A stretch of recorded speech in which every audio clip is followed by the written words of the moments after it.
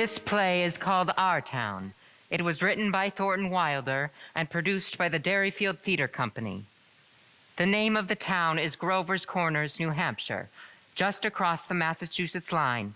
Latitude 42 degrees, 40 minutes, longitude 70 degrees, 37 minutes. The first act shows a day in our town. The day is May 7th, 1901. The time is just before dawn. The sky is beginning to show some streaks of light over in the east there, behind our mountain. The morning star always gets wonderful bright the minute before it has to go, doesn't it? Nice town, you know what I mean? Nobody very remarkable ever come out of it, so far as we know. The earliest tombstones in the cemetery up there on the mountain say 1670 to 1680. They're Grovers and Cartwrights and Gibbses and Hersheys, same names as are around here today. Well, as I said, it's about dawn. The only lights on in town are in a cottage over by the tracks, where a Polish mother's just had twins, and in the Joe Crowell house, where Joe Jr.'s getting up so as to deliver the paper, and in the depot, where Shorty Hawkins is getting ready to flag the 5:45 for Boston.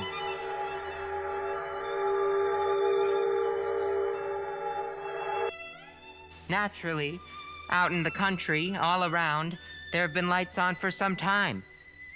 What with milkins and so on, but town people sleep late. So, another day's begun. There's Doc Gibbs coming down Main Street now, coming back from that baby case. And here's his wife coming downstairs to get breakfast. Doc Gibbs died in 1930. The new hospital's named after him.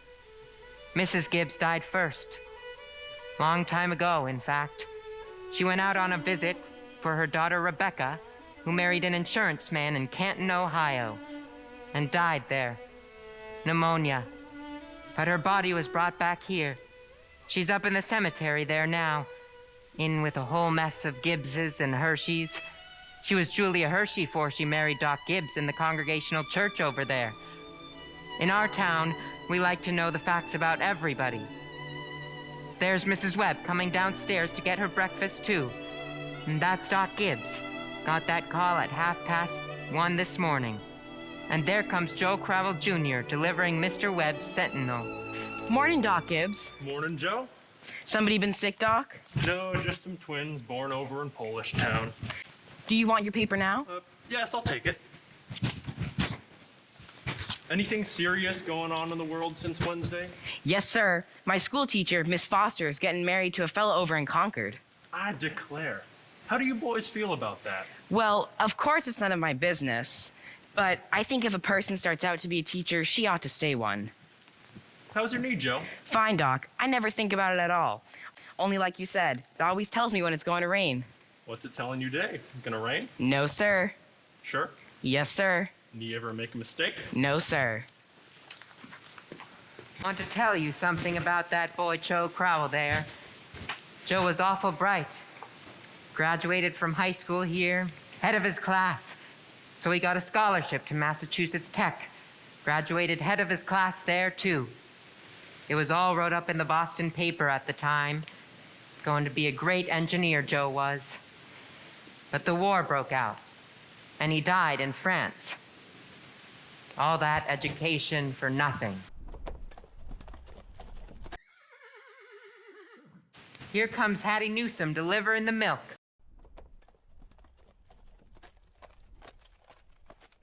Morning, Doc. Oh, morning, Hattie. Somebody sick? Pair of twins over to Miss Gorslowski's. Twins, eh? This town's getting bigger every year. Going to rain, Hattie? No, fine day. That'll burn through. Come on, Bessie. Hello, Bessie. How old is she, Hattie? Going on 17. Bessie here's all mixed up about the route ever since the Lockharts stopped taking their quart of milk every day. Keeps wanting to leave him a quart that's just the same. Scolding me up the whole trip.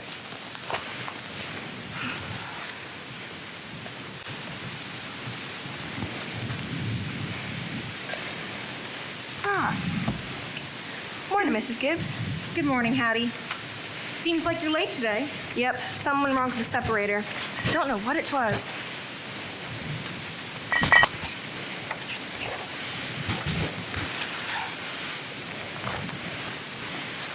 Come on, Bessie.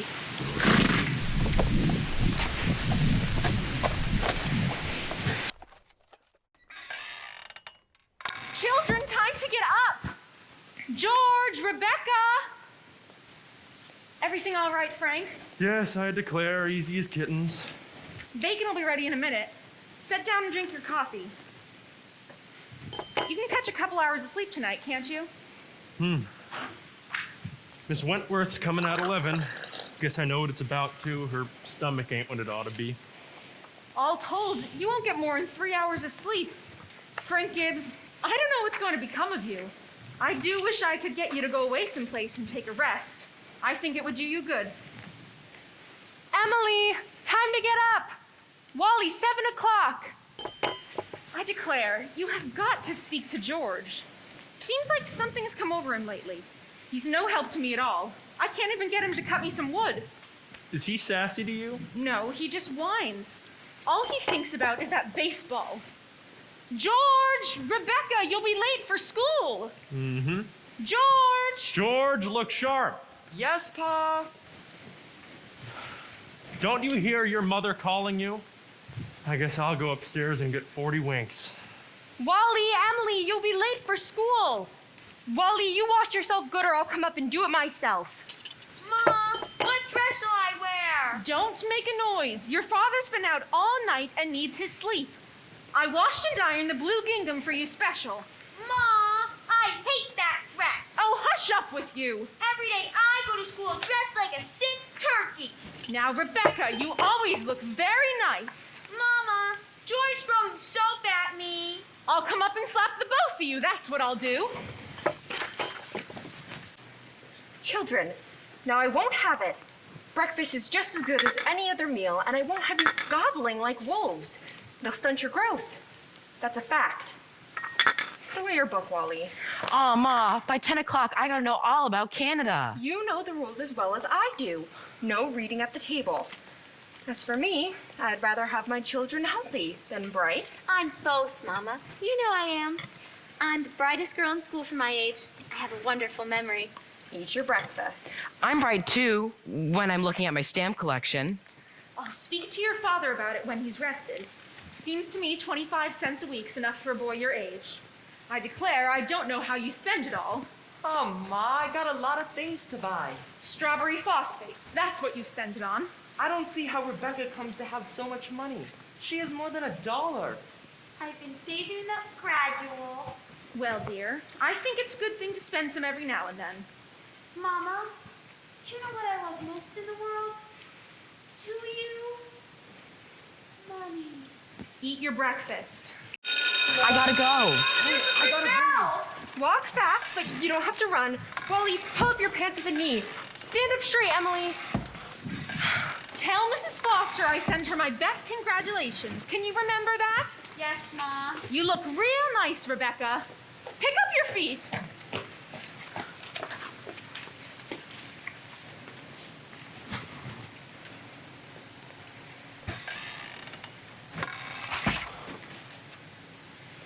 Here, chick, chick. No, go away with you.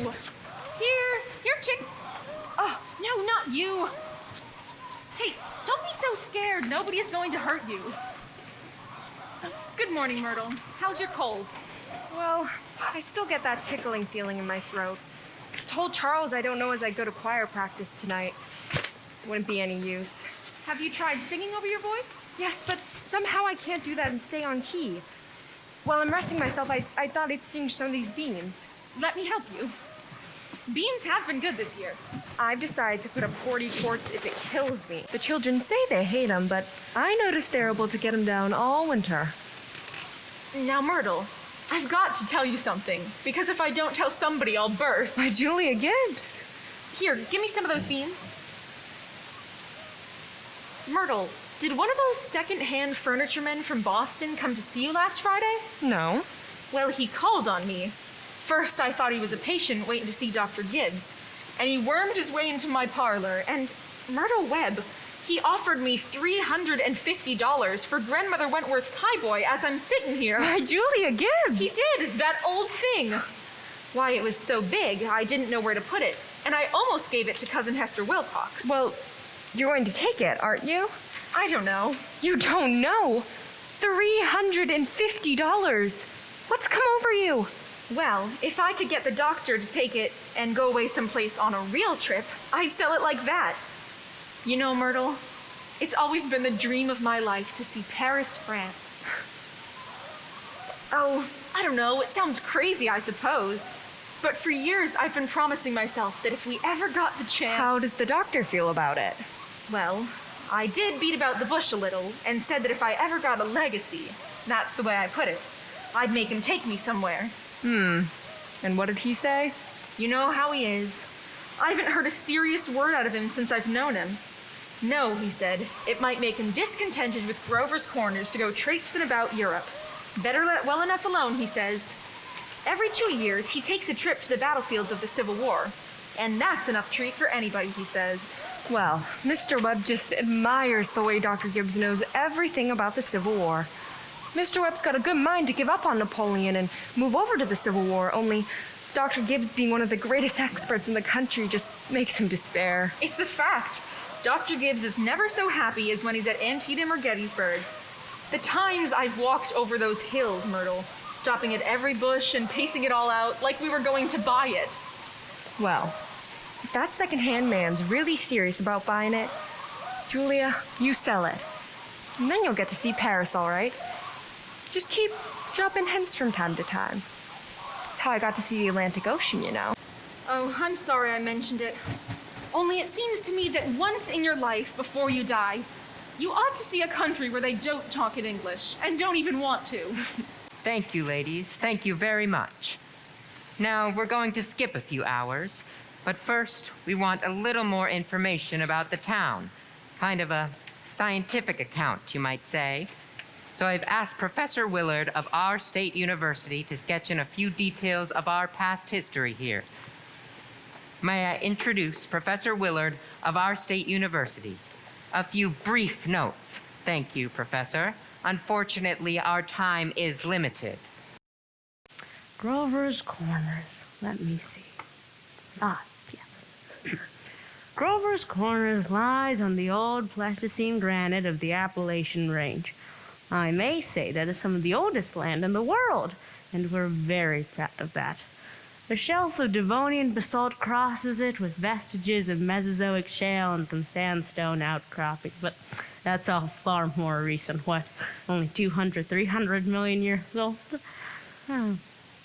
Some interesting fossils have been found. I may say unique fossils. 2 miles out of town by Silas Peckham's cow pasture. They can be seen at the museum at the university at any time. That is, of course, at any reasonable time. Shall I read some of Dr. Gruber's notes on the meteorological situation? Afraid we won't have time for that, Professor. We might have a few words on the history of man here. Anthropological data. Let's see. Early Amerindian stock. Cotahatchee tribes. No evidence before the 10th century of this era. Oh, but now almost entirely disappeared. And the population, Professor Willard? Within the town limits, 2,642. However, the postal district brings in 507 more, bringing the total up to 3,149. Mortality and birth rates? Constant. By McPherson's gauge, 6.032. However... Thank you very much, Professor. We're all very much obliged to you, I'm sure. This way, Professor, and thank you again. Oh, not at all, sir, not at all. Now, the political and social report. Editor Webb. Oh, Mr. Webb? Mr. Webb is publisher and editor of the Grover's Corners Sentinel. That's our local paper, you know. Well, I don't have to tell you that we're run here by a board of selectmen. All males vote at the age of 21, women vote indirect. We're lower middle class, sprinkling of professional men, 10% illiterate laborers. Politically, we're 86% Republican, 6% Democrat, 4% socialist, rest indifferent. Very ordinary town, if you ask me. Little better behaved than most. Probably a lot duller.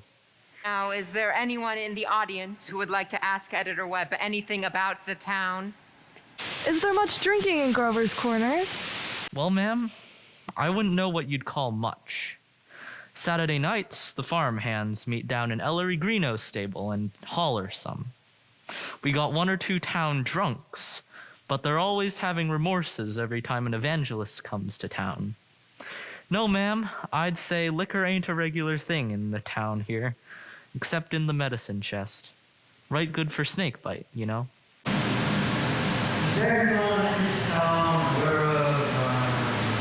Come forward, will you, where we can all hear you? What were you saying?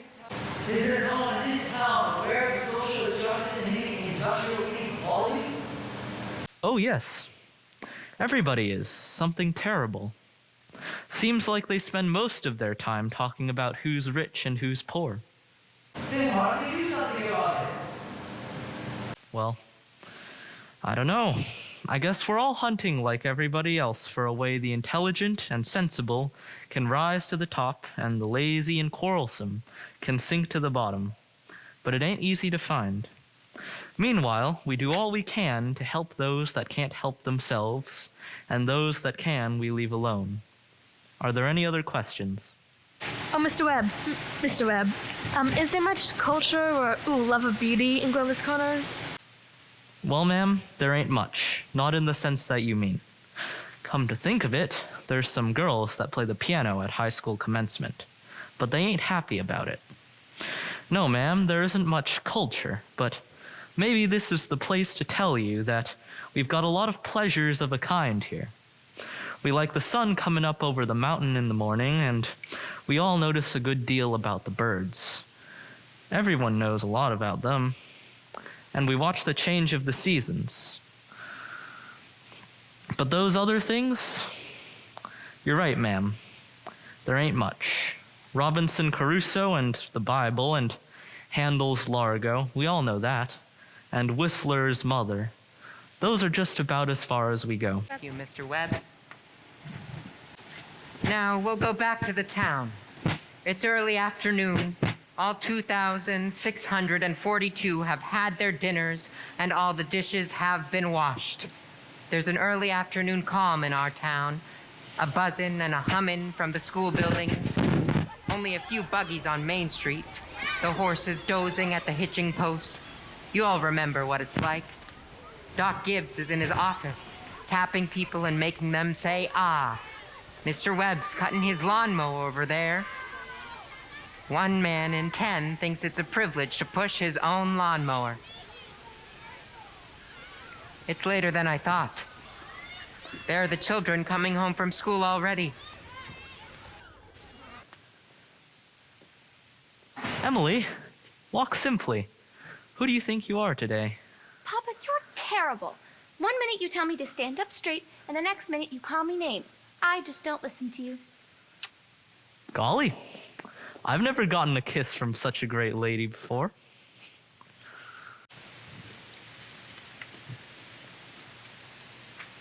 Hello, Emily. Hello. You made a fine speech in class today. Well, I was really ready to make a speech about the Monroe Doctrine, but at the last minute, Miss Corcoran made me talk about the Louisiana Purchase instead. I worked an awful long time on both of them. Gee, it's funny, Emily. From my window up there, I can just see your head nights when you're doing homework over in your room. Why can you?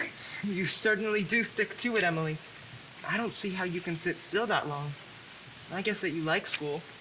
Well, I always feel it's something that you have to go through. Yeah.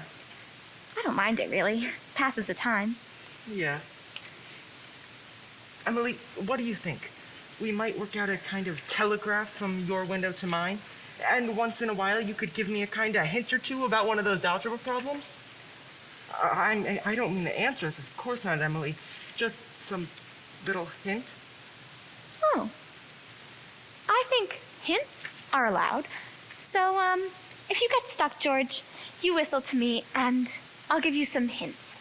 Emily, you're just naturally bright, I guess. I figure that it's just the way a person's born. Yeah. But, you see, I want to be a farmer. And my Uncle Luke says that whenever I'm ready, I can come over and work on his farm. And if I'm any good, I can just gradually have it. You mean the house and everything? Yeah. Well, thanks. I better get going out to the baseball field. Thanks for the talk, Emily. Oh, good afternoon, Miss Webb. Good afternoon, George. So long, Emily. So long, George. Emily, come help me string these beans for the winter.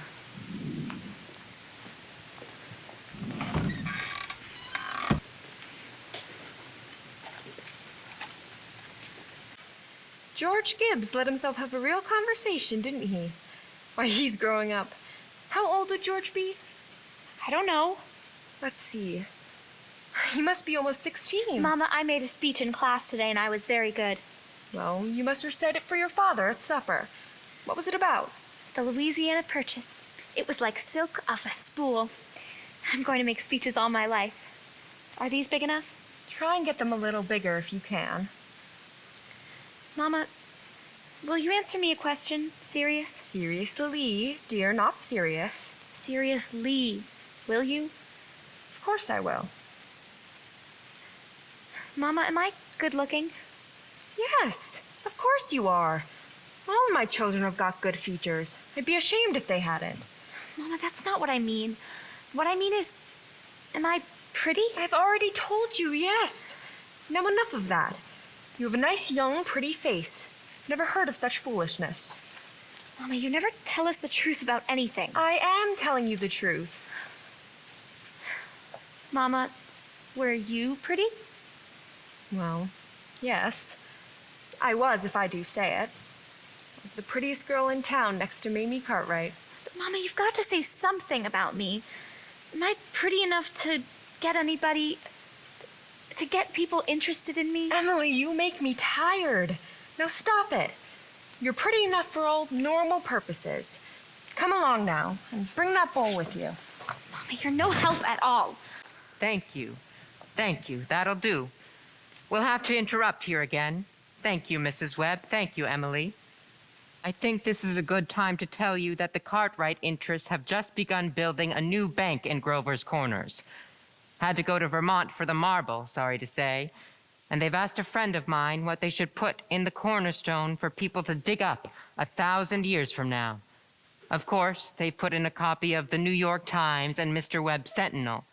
We're putting in a Bible and the Constitution of the United States and a copy of William Shakespeare's plays. What do you say, folks? What do you think? You know, Babylon once had 2 million people in it, and all we know about them is the names of the kings and some copies of wheat contracts and contracts for the sale of slaves. Yet every night, all those families sat down to supper, and the father came home from his work, and the smoke went up the chimney, same as here. And even in Greece and Rome, all we know about the real life of the people is what we can piece together out of the joking poems and the comedies they wrote for the theater back then. So, I'm going to have a copy of this play put in the cornerstone, and the people 1,000 years from now will know a few simple facts about us, more than the Treaty of Versailles and the Lindbergh flight. See what I mean? So, people 1,000 years from now, this is the way we were in the provinces north of New York at the beginning of the 20th century.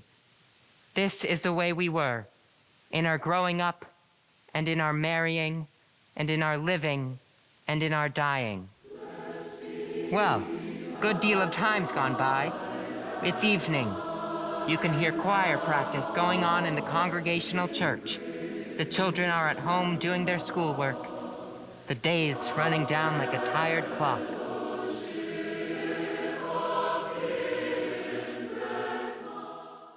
Now look here, everybody. Music come into the world to give us pleasure.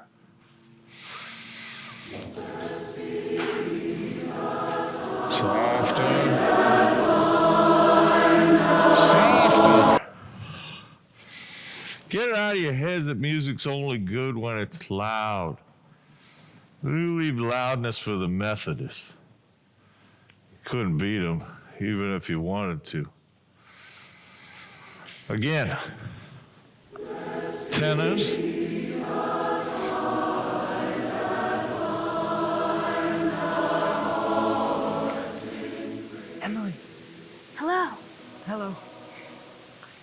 work at all. The moonlight's so terrible. Emily, did you get the third problem? Which? The third. Yes, George, that's the easiest of them all. I don't see it. Emily, can you give me a hint? I'll tell you one thing. The answer's in yards. In yards? How do you mean? In square yards. Oh. Square yards. Yes, George, don't you see? Yeah. In square yards of wallpaper. Wallpaper? Oh, I see. Thanks a lot, Emily. You're welcome. My, isn't the moonlight terrible? Choir practice going on. I think if you hold your breath, you can hear the train all the way to Kentucky. Hear it? What do you know? Well, I guess I'd better go back and try to work. Good night, Emily. And thanks. Good night, George. Before I forget, how many of you are able to come on Tuesday afternoon and sing at Fred Hersey's wedding? Show your hands. That'll be fine.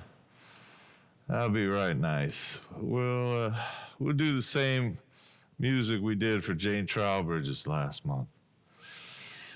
Now, we'll do Art Thou Weary, Art Thou Languid. It's a question, ladies and gentlemen. Make it speak. Ready? George,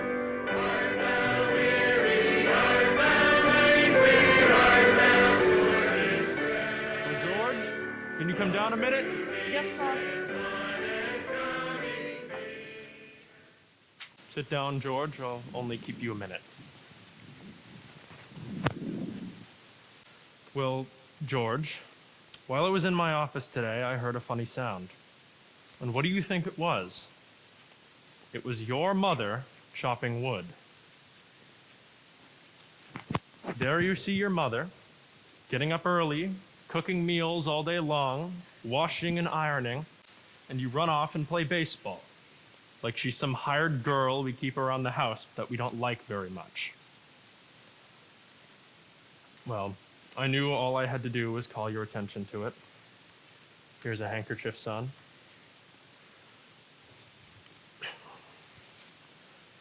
George, I've decided to raise your spending money 25 cents a week. Not, of course, for chopping wood for your mother, because that's a present you give her, but because you're getting older, and I imagine there are lots of things you must find to do with it. Thanks, Pa. Let's see, tomorrow's your payday, you can count on it. Probably Rebecca will feel she ought to have some more too. Wonder what could have happened to your mother. Choir practice was never as late as this before. I mean, it's only 8:30, Pa. I don't know why she's in that old choir anyway. She hasn't any more voice in her than an old crow. Traipsing around the streets at this hour of the night. Just about time you retired. Yes, Pa. Good night, Martha. Good night, Mr. Foster. I'll tell Mr. Webb. I know he'll want to put it in the paper. My, it's late. Good night, Irma. Real nice choir practice, wasn't it? Myrtle Webb, look at that moon, will you? Potato weather for sure. Naturally, I didn't want to say a word about it in front of those others. But now we're alone. Really, it's the worst scandal that ever was in this town. What? Simon Stimson. Now, Luella. But Julia, to have the organist of a church drink and drunk year after year, you know he was drunk tonight. Now, Luella, we all know about Mr. Stimson, and we all know about the troubles he's been through. And Dr. Ferguson knows too. And if Dr. Ferguson keeps him on there in his job, the only thing the rest of us can do is not to notice it. Not to notice it, but it's getting worse. No, it isn't, Luella. It's getting better. I've been in that choir twice as long as you have. Doesn't happen anywhere near so often. My, I hate to go to bed on a night like this. Well, I better hurry. Those children will be setting up till all hours. Good night, Luella. Good night. Can you get home safe, Luella? It's as bright as day. I can see Mr. Soames scowling at me from the window now. You'd think we'd been to a dance the way the menfolk carry on.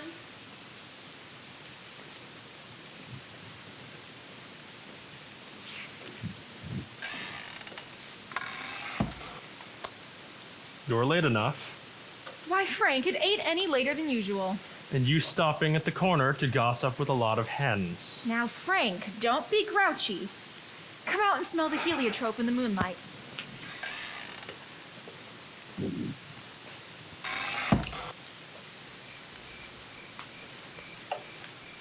What did you do all the time I was away? Oh, I read, as usual. What were the girls gossiping about tonight? Well, believe me, Frank, there is something to gossip about. Simon Stimson far gone, was he? Worst I've ever seen. How that'll end, Frank. Dr. Ferguson can't forgive him forever. I guess I know more about Simon Stimson's affairs than anybody in this town.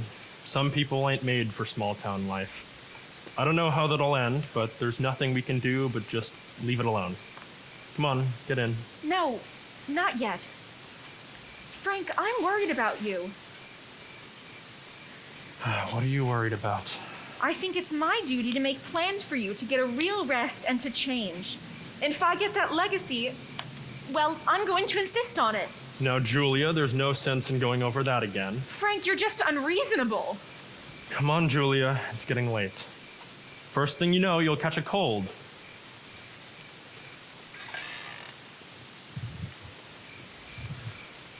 I gave George a piece of my mind tonight. I reckon you'll have your wood chopped for a while anyway. Oh dear. There's always so many things to pick up, seems like. You know, Frank, Mrs. Fairchild always locks her front door every night. All those people up that part of town do. They're all getting citified, that's the problem with them. They haven't got nothing fit to burgle and everyone knows it. Get out, Rebecca. There's only room for one of us at this window. You're always spoiling everything. Well, let me look just a minute. Use your own window. I did, but there's no moon there. George, do you know what I think? Do you? I think the moon's getting nearer and nearer, and there'll be a big explosion. Rebecca, you don't know anything. If the moon were getting nearer, the guys that sit up all night with telescopes would see it first, and they'd tell us about it. It would be in all of the newspapers. George, is the moon shining on South America, Canada, and half the whole world? Well, it probably is. 9:30. Most of the lights are out. No, there's Constable Warren trying a few doors on Main Street. And here comes Editor Webb after putting his newspaper to bed. Evening, Barb. Evening, Mr. Webb. Quite a moon. Yep. All quiet tonight? Simon Stimson is rolling around a little bit. Just saw his wife moving out to hunt for him, so I looked the other way. There he is now.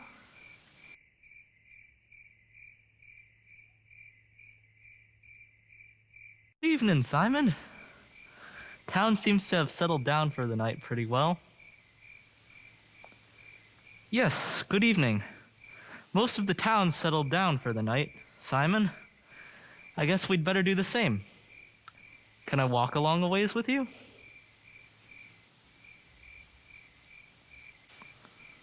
I don't know how that's going to end, Mr. Webb.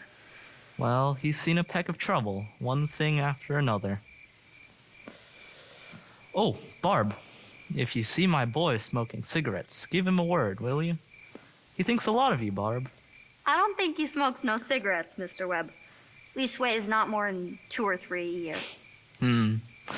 I hope not. Well, good night, Barb. Good night, Mr. Webb.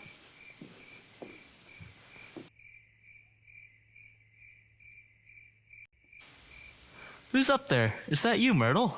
No, it's me, Papa. Why aren't you in bed? I don't know. I just can't sleep yet, Papa. The moonlight's so wonderful. And the smell of Mrs. Gibbs' heliotrope, Can you smell it? Yes. Haven't any troubles on your mind, have you, Emily? Troubles, Papa? No. Well, enjoy yourself, but don't let your mother catch you. Good night, Emily. Good night, Papa. I never told you about that letter Jane Crawford got from her minister when she was sick. He wrote Jane a letter, and on the envelope, the address went like this. It said, Jane Crawford, the Crawford Farm, Grover's Corners, Siding County, New Hampshire, United States of America. What's funny about that? But listen, it's not finished. The United States of America, continent of North America, Western Hemisphere, the Earth, the solar system, the mind of God. That's what it said on the envelope. What do you know? And the postman brought it just the same. What do you know? That's the end of the first act, friends. You can go and smoke now. Those that smoke.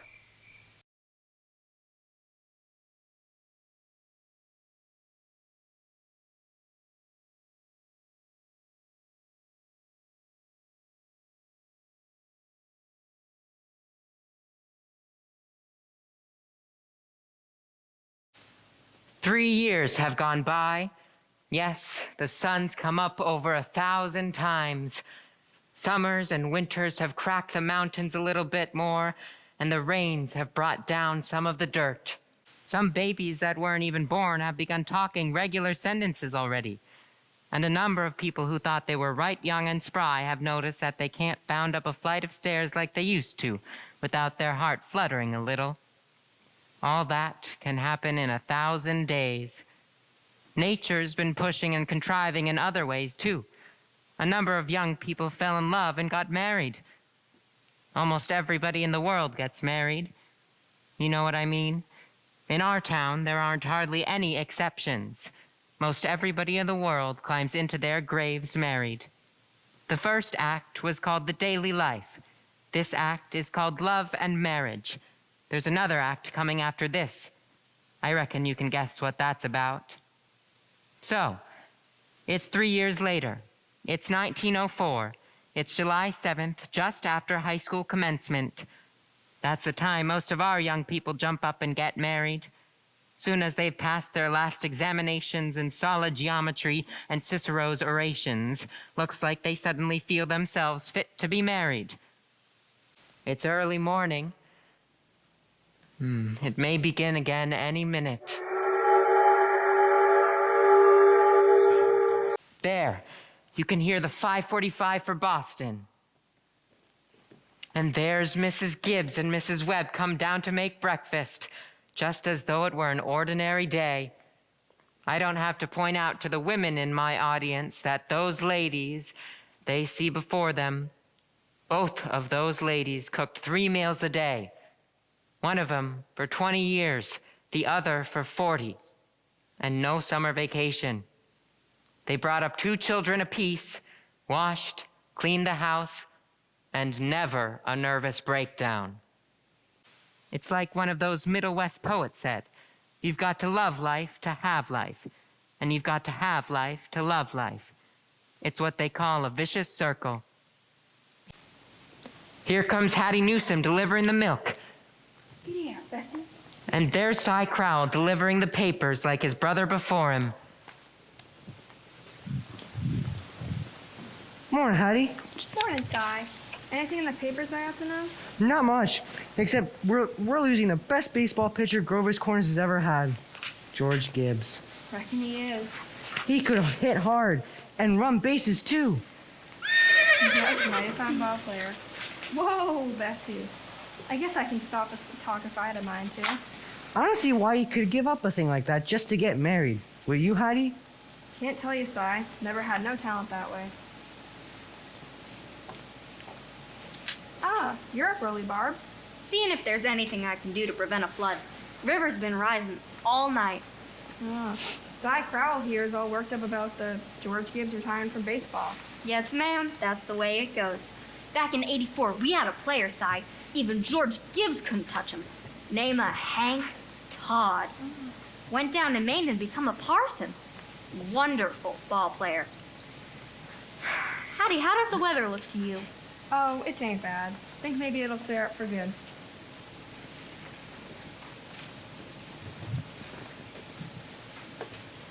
Good morning, Hattie. Do you think it's going to rain again? Morning, Mrs. Gibbs. It rained so heavy, I think maybe it'll clear up for good. Certainly hope it will. How much do you want today? I'm going to have a house full of relations, Hattie. Looks to me like I'll need 3 of milk and 2 of cream. My wife says to tell you we both hope you'll be very happy, Mrs. Gibbs. No, they will. Thanks a lot, Hattie. Tell your husband I hope he gets there to the wedding. Yes, he'll be there if he can. Good morning. Good morning, Mrs. Webb. Oh, good morning, Miss Newsom. I know I told you 4 quarts of milk, but I hope you can spare me another. Yes, and the 2 of cream. Will it start raining again, Miss Newsom? I was just saying to Mrs. Gibbs how I may lighten up. Mr. Newsom told me to tell you how we hope they'll both be very happy, Mrs. Webb. I know they will. Thank you. And thank Mr. Newsom. And we're counting on seeing you at the wedding? Yes, Mrs. Webb. We hope to get there. Couldn't miss it. Come on, Bessie.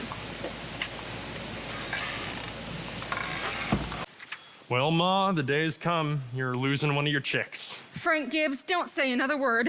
I feel like crying every minute. Sit down and drink your coffee. The groom's up shaving himself, only there ain't an awful lot to shave.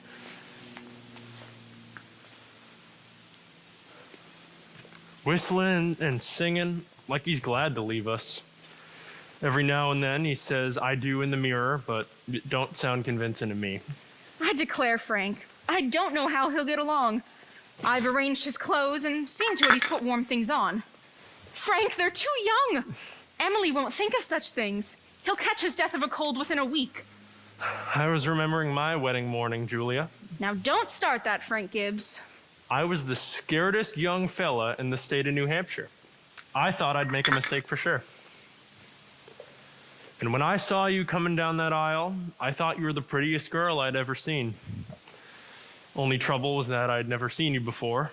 There I was in that congregational church, marrying a total stranger. And how do you think I felt? Frank, weddings are perfectly awful things. Farces, that's what they are. Here, I've made something for you. Why, Julia Hershey French toast. Tain't hard to make, and I had to do something.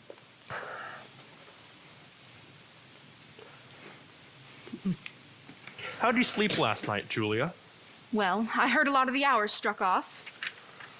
Yes, I get a shock every time I think of George setting out to be a family man. That great gangling thing. I'll tell you, Julia, there's nothing more terrifying in this world as a son. The relation of the father and the son is the darndest, awkwardest. Well, mother and daughter's no picnic, let me tell you. They got a lot of troubles, I suppose, but that's none of our business. Everybody has a right to their own troubles. Yes, people are meant to go through life 2 by 2. Tain't natural to be lonesome. Julia, do you know one of the things I was scared of when I married you? Oh, go along with you. I was afraid we wouldn't have more material than conversation more than last us a couple weeks. I was afraid we'd run out and eat our meals in silence. That's a fact. Well, you and I have been conversing for 20 years now without any noticeable barren spells. Well, good weather, bad weather. Tain't very choice, but I always find something to say. Did you hear Rebecca stirring around upstairs? No, only day of the year Rebecca hasn't been managing everybody's business up there. She's hiding in her room. I get the impression she's crying. Lord's sakes, this has got to stop. Rebecca! Rebecca, come get your breakfast! Good morning, everybody. Only 5 more hours to live. George Gibbs, where are you going? Just stepping across the grass to see my girl. Now, George, you put on your overshoes. It's raining torrents. You don't go out of this house without you're prepared for it. Oh, Ma, it's just a step. George, you'll catch your death of a cold and cough all through the service. George, Do as your mother tells you. From tomorrow on, you can kill yourself in all weathers. But while you're in my house, you'll live wisely, thank you. Maybe Mrs. Webb isn't used to callers at 7 in the morning. Here, take a cup of coffee first. I'll be back in a minute.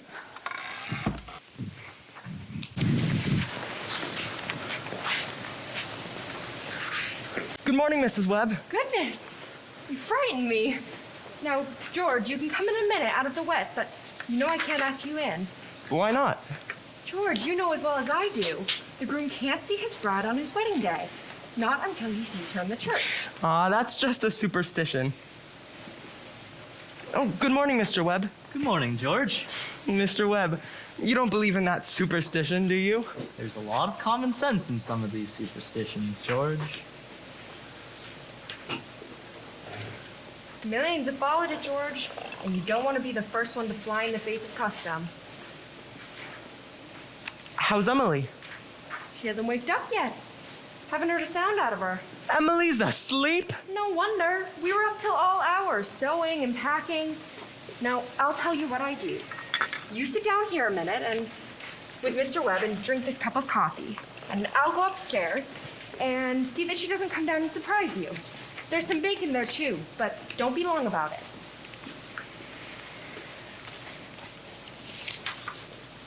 Well, George, how are you? Oh, fine. I'm fine. Mr. Webb, what sense could there be in a superstition like that? Well, you see, on her wedding morning, a girl's head's apt to be full of clothes and one thing and another.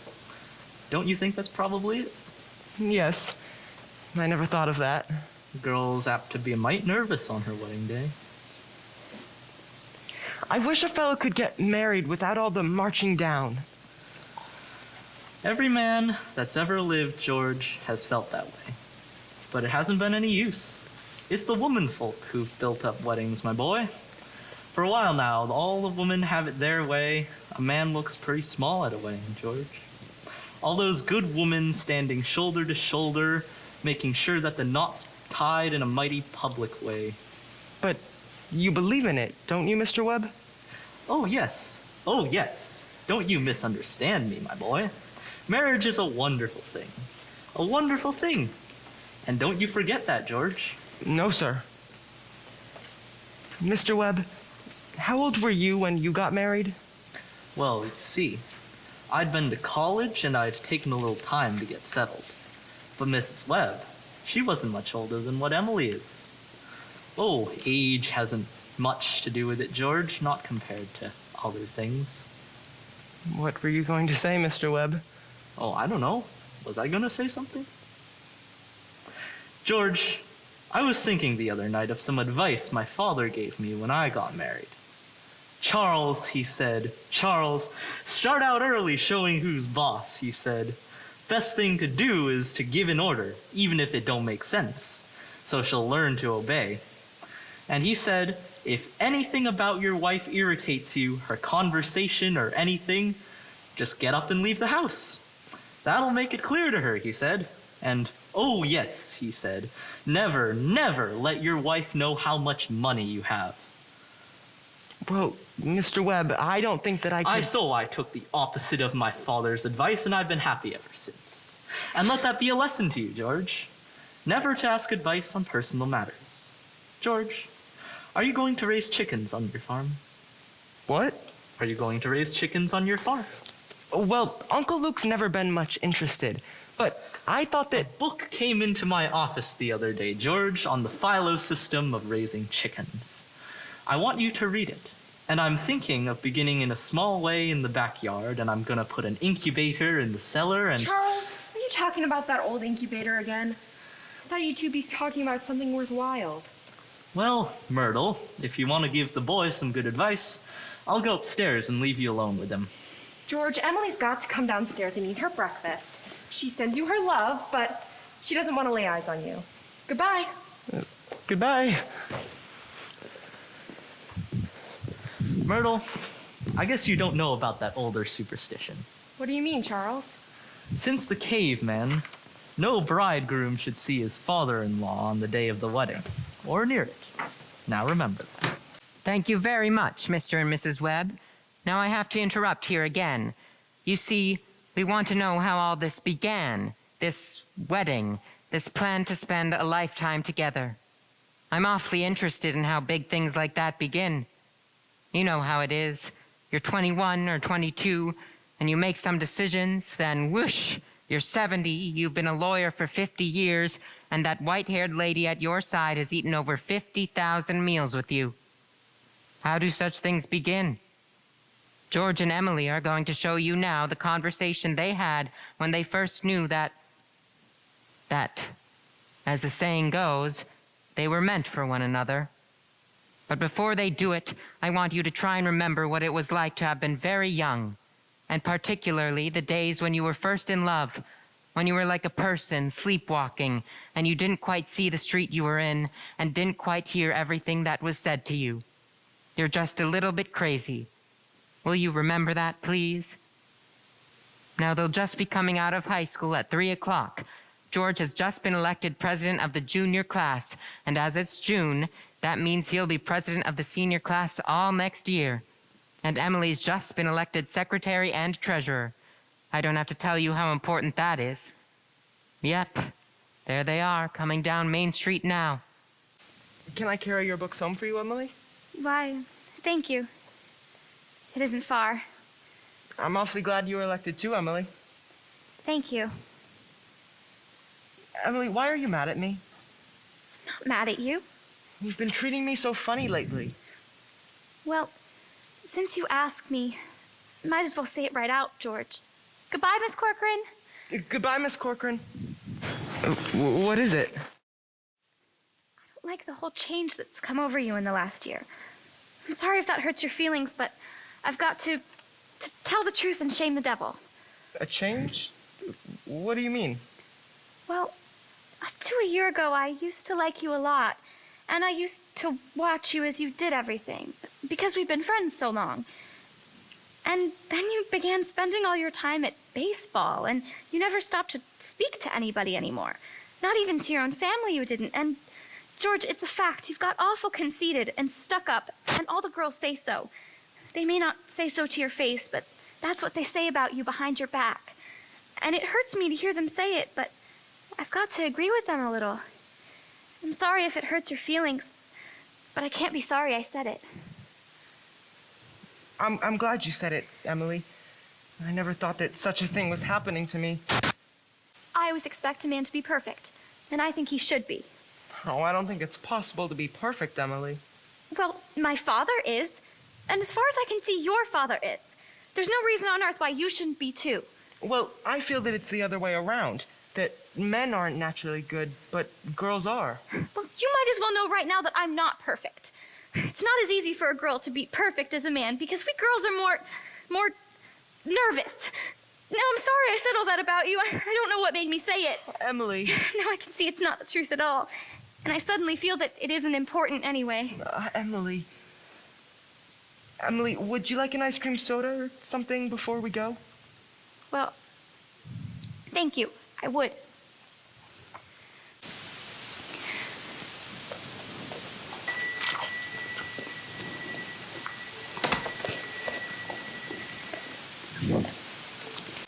Hello, George. Hello, Emily. What'll you have? Why, Emily Webb, what you been crying about? She just got an awful scare, Mr. Morgan. She almost got run over by that hardware store wagon. Everybody says that Tom Huckins drives like a crazy man. Well, now, you take a drink of water. You look all shook up. I tell you, you've got to look both ways before you cross Main Street these days. Gets worse every year. What'll you have? I'll have a strawberry phosphate. Thank you, Mr. Morgan. No, Emily. Have an ice cream soda with me. 2 strawberry ice cream sodas, Mr. Morgan. 2 strawberry ice cream sodas. Yes, sir, yes, sir. There they are. Enjoy 'em. They're so expensive. Oh, no, don't you think about that. We're celebrating our election. And then, do you know what else I'm celebrating? No. I'm celebrating because I've got a friend who tells me all the things that ought to be told to me. George, please don't think of that. I don't know why I said it. It's not true. You're. No, Emily, you stick to it. I'm glad you spoke to me like you did. But you'll see, I'm gonna change so quick. You bet I'm going to change. And then, Emily, I want to ask you a favor. What? Emily, if I go away to State Agriculture College next year, will you write me a letter once in a while? I certainly will. I certainly will, George. It certainly seems like being away 3 years, you'd get out of touch with things. Maybe letters from Grover's Corners wouldn't be so interesting after a while. Grover's Corners isn't a very important place when you think of all New Hampshire. But I think it's a very nice town. They wouldn't come when I wouldn't want to know everything that's happening here. I know that that's true, Emily. Well, I'll try to make my letters interesting. You know, Emily, whenever I meet a farmer, I ask him if he thinks it's important to go to agriculture school to be a good farmer. Why, George? Yeah, and some of them say that it's even a waste of time. You can get all those things anyway out of the old pamphlets that the government sends out. And Uncle Luke's getting old. He's about ready for me to start in taking over his farm tomorrow if I could. My! And like you say, being gone all that time in other places and meeting other people. Gosh, if anything like that can happen, I don't want to go away. I guess that new people aren't any better than old ones. I'll bet they almost never are, Emily. I feel that you're as good a friend as I've got. I don't need to go to other towns and meet the other people. But, George, maybe it's very important for you to go and learn all about that cattle judging and soils and those things. Of course, I don't know. Emily, I'm going to make up my mind right now. I won't go. I'll tell Pa about it tonight. George, I don't see why you have to decide right now. It's a whole year away. Emily, I'm glad you spoke to me about that fault in my character. What you said was right, but there was one thing wrong in it. And that was when you said that for a year I wasn't noticing people. And, well, you, for instance. Why, you say you were watching me when I did everything. I was doing the same about you all the time. Why, sure. I always thought of you as one of the chief people that I thought about. I always made sure where you were sitting in the bleachers and who you were with. And for 3 days now, I've been trying to walk home with you, but something's always gotten in the way. Yesterday, I was standing over against the wall waiting for you, and you walked home with Miss Corcoran. George, life's awful funny. How could I have known that? Why, I thought... Listen, Emily, I'm going to tell you why I'm not going to agriculture school. I think that once you've found a person that you're very fond of, I mean a person who's fond of you too and likes you enough to be interested in your character, well, I think that that's just as important as college is. Even more so. That's what I think. I think it's awfully important too. Emily? Yes, George? Emily, if I do improve and make a big change, would you be... I mean, could you be? I am now. I always have been. So I guess that this is an important talk that we've been having. Yes, yes. Oh, wait just a minute, and I'll walk you home. Mr. Morgan, I'll have to go home and get the money to pay you for this. It'll only take a minute. What's that? George Gibbs, you mean to tell me... Yes, but I had reasons, Mr. Morgan. Look, here's my gold watch to keep until I come back with the money. That's all right. Keep your watch. I'll trust you. I'll be back in 5 minutes. I'll trust you 10 years, George. Not a day over. Got all over your shock, Emily? Yes, thank you, Mr. Morgan. It was nothing. I'm ready.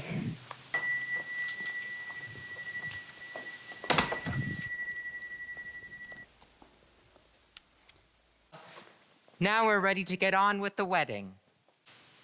There are a lot of things to be said about a wedding. There are a lot of thoughts that go on during a wedding.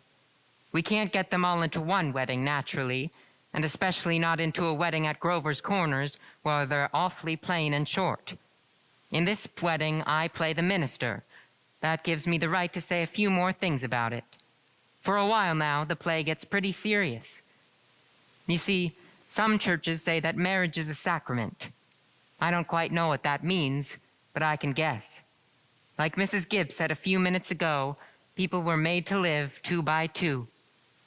This is a good wedding, but people are so put together that even at a good wedding, there's a lot of confusion way down deep in people's minds, and we thought that that ought to be in our play too.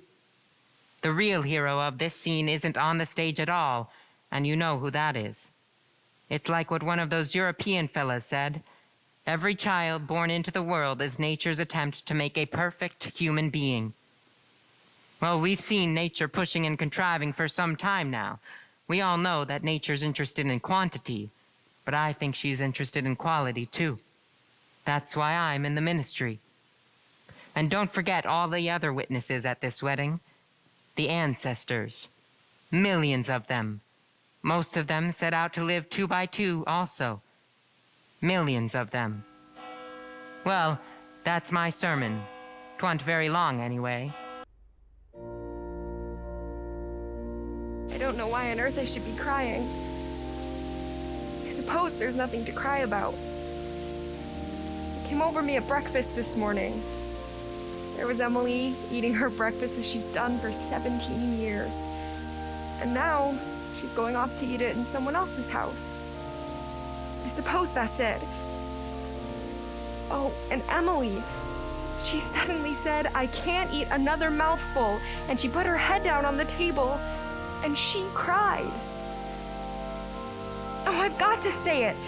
You know, there's something downright cruel about sending our girls into marriage this way. I hope some of her girlfriends have told her a thing or two. It's cruel, I know, but I couldn't bring myself to say anything. I went into it blind as a bat myself. The whole world's wrong. That's what's the matter. There they come.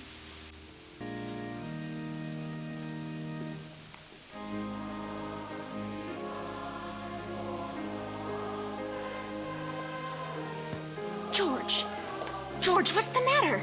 Oh, Ma, I don't want to grow old. Why is everybody pushing me so? Why, George, you wanted it. No, Ma, listen to me. No, George, you're a man now. Listen, Ma, for the last time I ask you, all I want to do is be a fella. George, if anyone should hear you, now stop. Why, I'm ashamed of you. What? Where's Emily? George, you gave me such a turn. Cheer up, Ma, I'm getting married. Let me catch my breath a minute. Now, Ma, you save Thursday nights. Emily and I are coming over to dinner every Thursday night. You'll see. Ma, what are you crying for? Come on, we've got to get ready for this.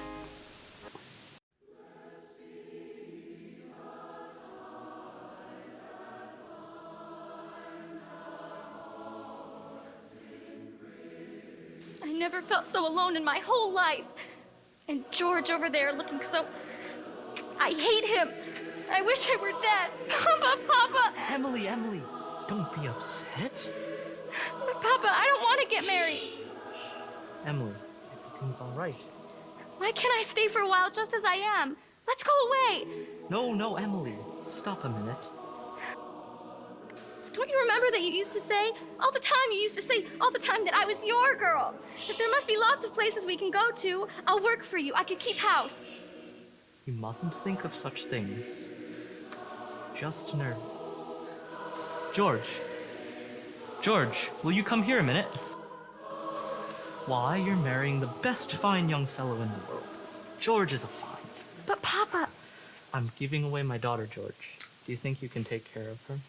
Mr. Webb, I want to. I want to try. Emily, I'm going to do my best. I love you, Emily. I need you. Well, if you love me, help me. All I want is someone to love me. I will, Emily. Emily, I'll try. And I mean forever. Do you hear? Forever and ever. Come. They're waiting for us. Now you know it'll be all right.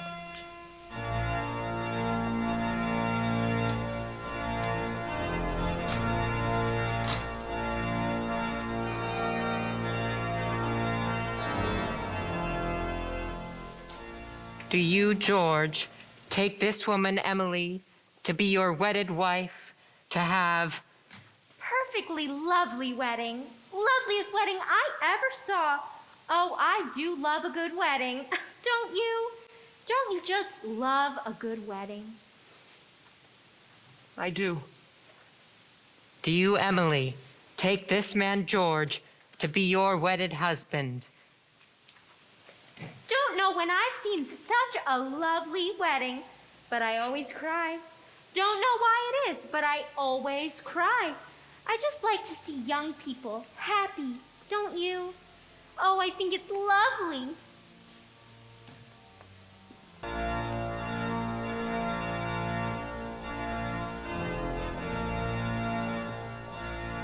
I've married over 200 couples in my day. Do I believe in it? I don't know. M marries N, millions of them. The cottage, the go-kart, the Sunday afternoon drives in the Ford, the first rheumatism, the grandchildren, the second rheumatism, the deathbed, the reading of the will. Once in 1,000 times, it's interesting. Well, let's have a Mendelssohn's Wedding March. Aren't they a lovely couple? Oh, I've never been to such a nice wedding. I'm sure they'll be happy. I always say happiness. That's the great thing. The important thing is to be happy. That's all the second act, folks. 10 minutes intermission.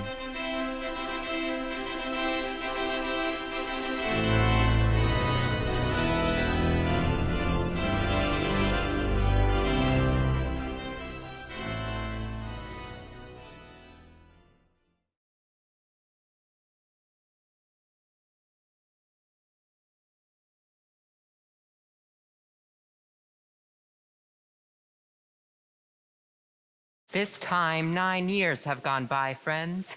Summer, 1913. Gradual changes in Grover's Corners. Horses are getting rarer, farmers coming into town in Fords. Everybody locks their house doors now at night. Ain't been any burglars in town yet, but everybody's heard about 'em. You'd be surprised, though. On the whole, things don't change much around here. This is certainly an important part of Grover's Corners. It's on a hilltop, a windy hilltop. Lots of sky, lots of clouds, often lots of sun and moon and stars. You come up here on a fine afternoon, and you can see range on range of hills. Awful blue they are.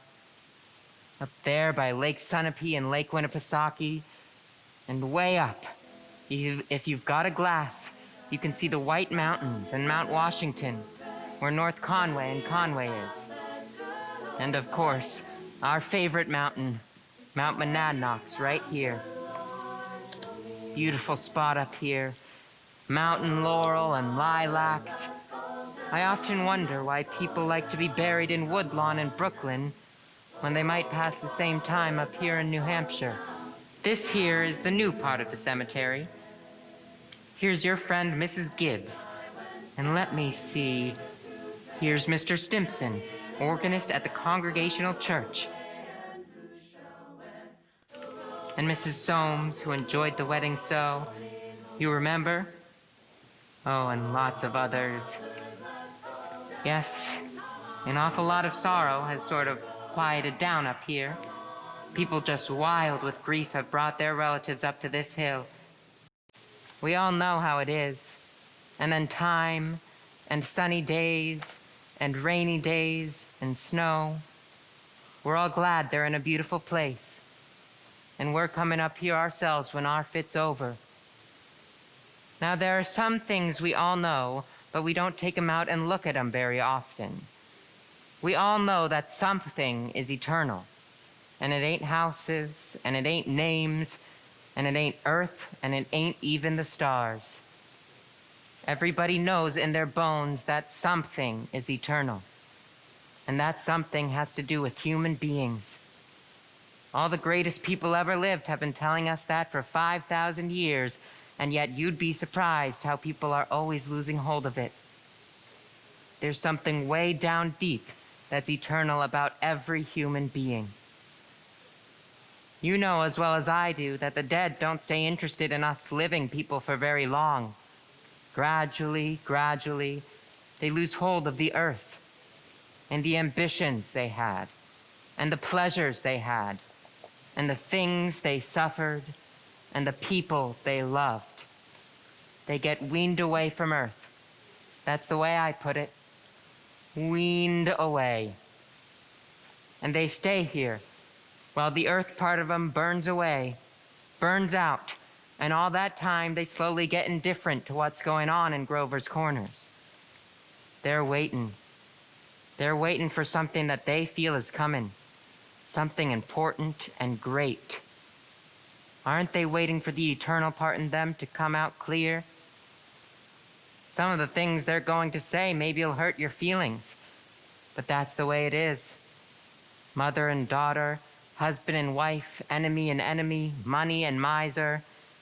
All those terribly important things kind of grow pale around here. And what's left when memory's gone and your identity? Well, there are some living people. There's Joe Stoddard, our undertaker, supervising a new-made grave. And here comes Grover's Corners gal that left town to go out west.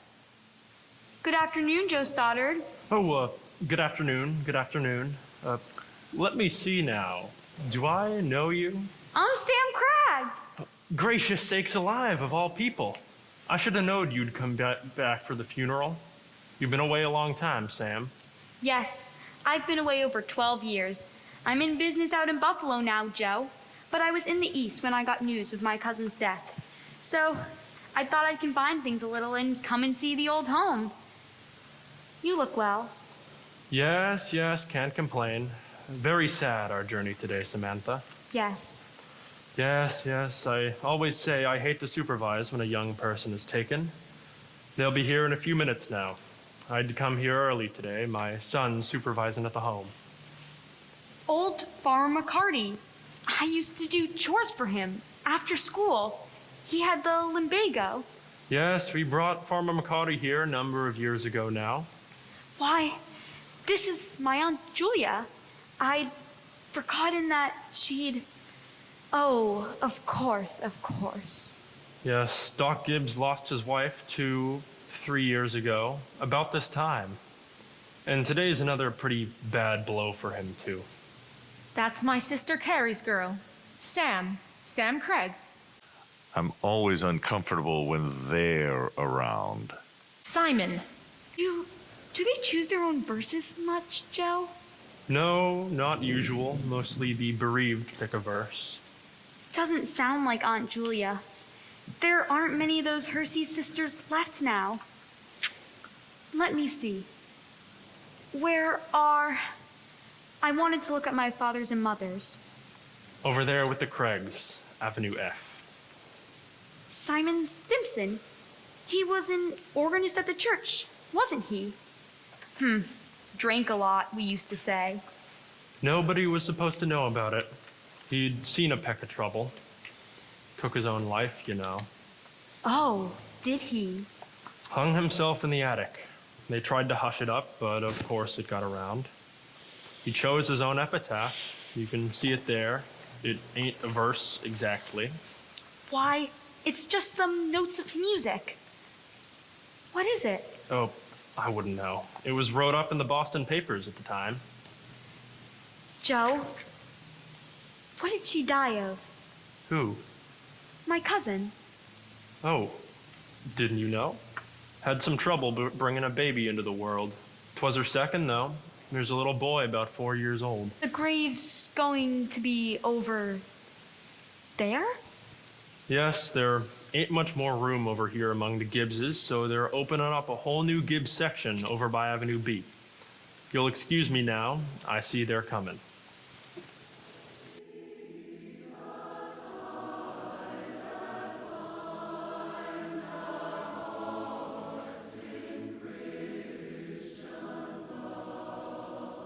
Who is it, Julia? My daughter-in-law, Emily Webb. Well, I declare, the road up here must have been awful muddy. What did she die of, Julia? In childbirth. Childbirth? I'd forgotten all about that. My, wasn't life awful and wonderful. Wonderful, was it? Simon, now remember. I remember Emily's wedding. Wasn't it a lovely wedding? And I remember her reading the class poem at graduation exercises. Emily was one of the brightest girls ever graduated from high school. I've heard Principal Wilkins say so time after time. I called on them at their new farm just before I died. Perfectly beautiful farm. It's on the same road we lived on. Yep, right smart farm. I always liked that hymn. I was hoping they'd sing a hymn.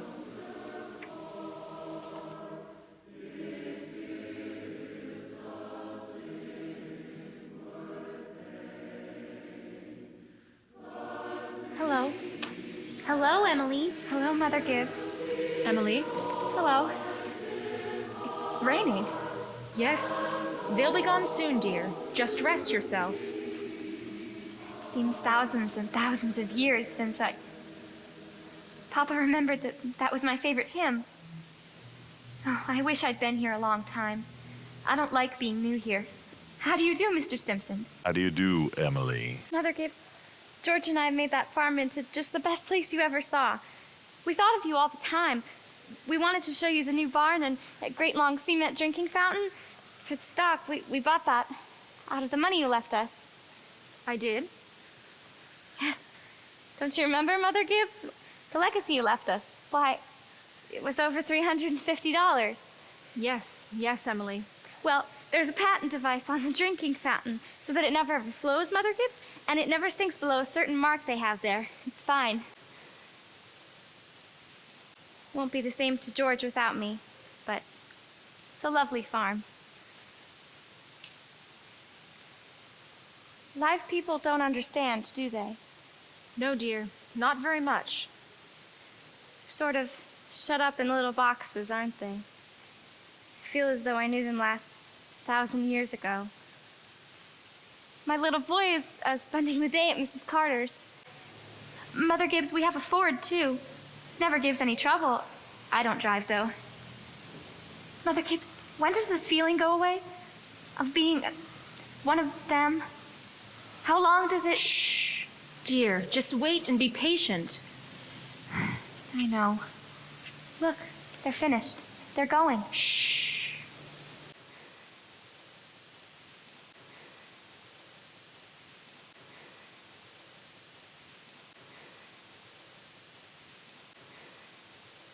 Look, Father Gibbs is bringing some of my flowers to you. He looks just like George, doesn't he? Mother Gibbs, I never realized before how troubled and how in the dark live persons are. Look at him. I loved him so. From morning till night, that's all they are. Trouble. But Mother Gibbs, one can go back. One can go back there again. Into living. I feel it. I know it. Where just then, for a moment, I was thinking about the farm. And for a moment, I was there. And my baby was on my lap as plain as day. Yes, of course you can. I can go back there and live all those days over again? Why not? All I can say is, Emily, don't. But it's true, isn't it? I can go and live. Back there, again. Yes. Some have tried, but they soon come back here. Don't do it, Emily. Emily, don't. It's not what you think it would be. But I won't live over a sad day. I'll choose a happy one. I'll choose the day I first knew that I loved George. Why should that be painful? You not only live it, but you watch yourself living it. Yes? And as you watch it, you see the thing that they, down there, never know. You see the future. You know what's going to happen afterwards. But is that painful? Why? That's not the only reason why you shouldn't do it, Emily. When you've been here longer, you'll see that our life here is to forget all that, and to think of only what's ahead, and to be ready for what's ahead. When you've been here longer, you'll understand. Mother Gibbs, how can I ever forget that light? It's all I know. It's all I had. Oh, Emily, it isn't wise. Really, it isn't. But it's a thing I must know for myself. I'll choose a happy day anyway. No. At least choose an unimportant day. Choose the least important day in your life. It will be important enough. It can't be since I was married, or since the baby was born. I can choose a birthday at least, can't I? I choose my 12th birthday. All right. February 11th, 1899, a Tuesday. Do you want any special time of day? Oh, I want the whole day. We'll begin at dawn. You remember, it had been snowing for several days, but it had stopped the night before, and they had begun clearing the roads. The sun's come up. There's Main Street. Why, that's Mr. Morgan's drugstore, but before he changed it. And there's the livery stable. Yes, it's 1899. This is 14 years ago. That's the town I knew as a little girl. And look, there's the old white fence that used to be around our house. Oh, I'd forgotten that. I love it so. Are they inside? Yes. Your mother will be coming downstairs in a minute to make breakfast. Will she? And you remember, your father had been away for several days. He came back on the early morning train. He'd been back to his college to make a speech in Western New York at Clinton. Look, there's Hattie Newsom. There's our policeman. But he's dead. Whoa, Bessie. Oh, morning, Barb. Morning, Hattie. You're up early. Been rescuing a party. Darn near froze to death down by Polish Town there. Got drunk and lay out in the snowdrifts. Thought he was in bed when I shook him. Children! Wally, Emily! Time to get up! Mama, I'm here. Oh, how young Mama looks. I didn't know Mama was ever that young. You can come and dress by the kitchen fire if you like, but hurry. Good morning, Miss Newsom. Ooh, it's cold. 10 below by my barn, Mrs. Webb. Think of it. Keep yourself wrapped up.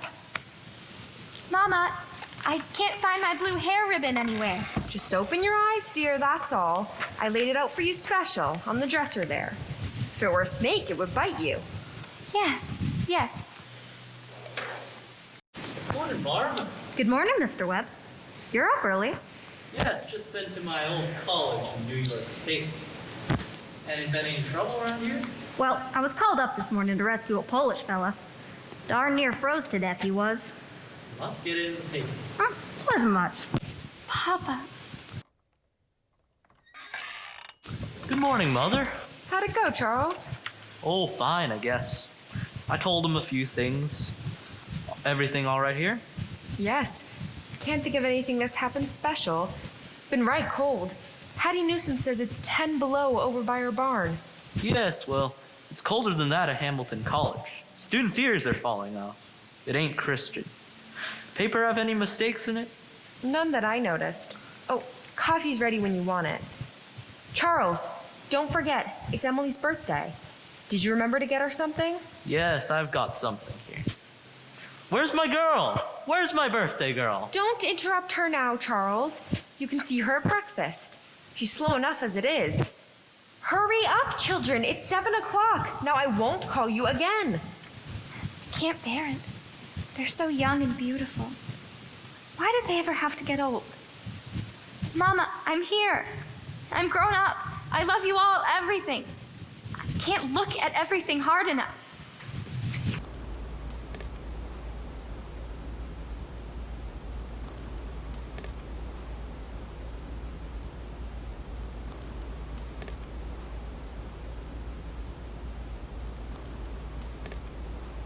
Good morning, Mama.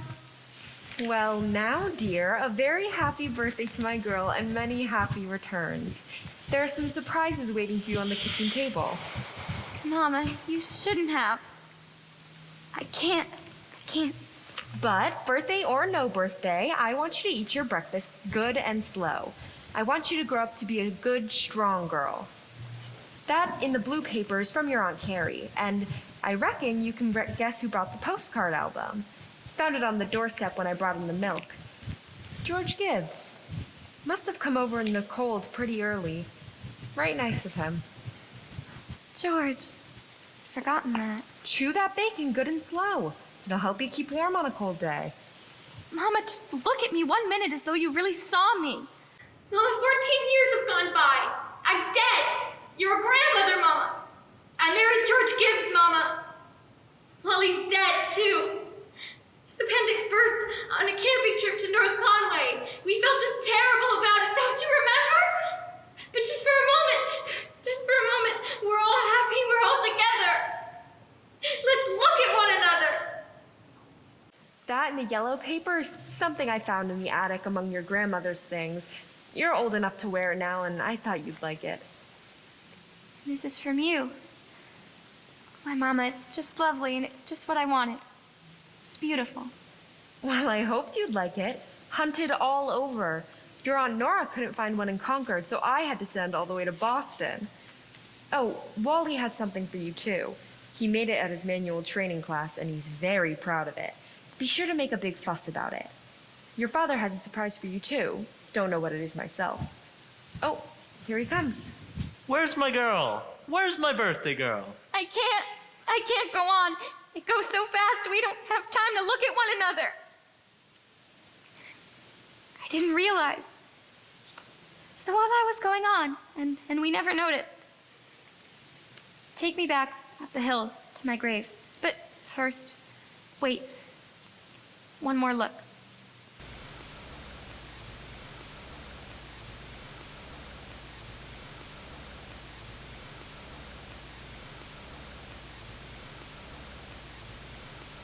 Goodbye. Goodbye, world. Goodbye, Grover's Corners. Mama and Papa. Goodbye to clocks ticking, and Mama's sunflowers, and food, and coffee, and new ironed dresses, and hot baths, and sleeping and waking up. Oh, Earth, you're too wonderful for anybody to realize you.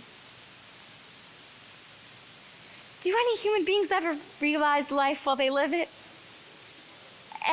Every minute? No. The saints and the poets, maybe. They do some. I'm ready to go back.